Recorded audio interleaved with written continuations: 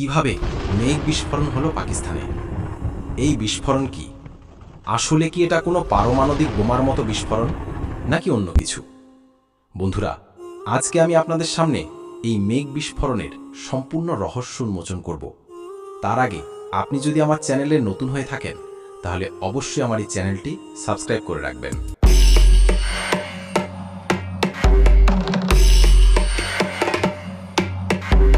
দিনের বেলা যখন আকাশের দিকে তাকান তখন উপরের দিকে তাকিয়ে দেখা যায় অসংখ্য সাদা সাদা তুলার মতো মেঘের টুকরো আকাশে উড়ে বেড়াচ্ছে।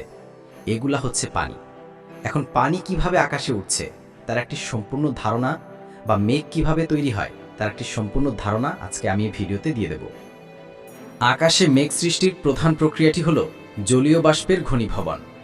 যখন জলীয় বাষ্প উপরে ওঠে, ঠান্ডা হয়, তখন এটি ক্ষুদ্র ক্ষুদ্র জলকণা বা বরফের স্ফটিকগুলিতে ঘনীভূত হয় এবং মেঘ তৈরি করে। এই ঘনীভবন প্রক্রিয়াটি বিভিন্ন কারণে হতে পারে, যেমন বাতাসের উষ্ণতা কমে যাওয়া, বায়ু প্রবাহের কারণে উপরে ওঠা, বা আর্দ্রতা বৃদ্ধি পাওয়ার কারণে। এবারে মেঘ তৈরির প্রক্রিয়াটি বিস্তারিতভাবে তুলে ধরছি আপনাদের সামনে। 1. বাষ্পীভবন। সূর্যের তাপে পৃথিবীর পৃষ্ঠের জল, যেমন নদী, হ্রদ, সাগর বাষ্পীভূত হয়ে জলীয় বাষ্পে পরিণত হয় এবং বায়ুমণ্ডলে মিশে যায়। 2. ঊর্ধ্বমুখী বায়ু প্রবাহ। গরম বাতাস হালকা হওয়ার কারণে উপরে উঠে যায় এবং ঠান্ডা হতে শুরু করে। 3. ঘনীভবন। উপরে ওঠার পর বাতাস ঠান্ডা হলে জলীয় বাষ্প ঘনীভূত হয়ে ক্ষুদ্র জলকণা বা বরফের স্ফটিক তৈরি করে। এই ঘনীভবনের জন্য সাধারণত বায়ুতে থাকা ছোট ছোট কণা, যেমন ধূলিকণা সাহায্য করে। 4. মেঘ তৈরি। এই ঘনীভূত জলকণা বা বরফের স্ফটিকগুলি একত্রিত হয়ে মেঘ সৃষ্টি করে। এইভাবে জলীয় বাষ্পের ঘনীভবন প্রক্রিয়ার মাধ্যমেই আকাশে মেঘ সৃষ্টি হয়।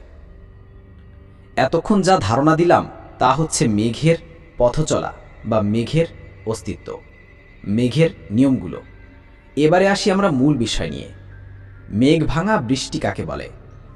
মেঘ ভাঙা বৃষ্টি, ক্লাউড বার্স্ট, হল অল্প সময়ের মধ্যে আকস্মিকভাবে প্রবল বৃষ্টিপাত, যা কোনো নির্দিষ্ট এলাকার উপর হয়ে থাকে। সাধারণত একটি ছোট এলাকা জুড়ে 1 ঘন্টার মধ্যে 100 মিলিমিটার বা তার বেশি বৃষ্টিপাত হলে তাকে মেঘ ভাঙা বৃষ্টি বলা হয়, যেটা হয়েছিল পাকিস্তানে। এই বৃষ্টিপাতের ফলে আকস্মিক বন্যা ও ভূমিধসের মতো দুর্যোগ দেখা দিতে পারে, আর তেমনটাই হয়েছিল পাকিস্তানে। তাহলে আশা করি দর্শক বুঝতে পেরেছেন আজকের সম্পূর্ণ বিষয়টি।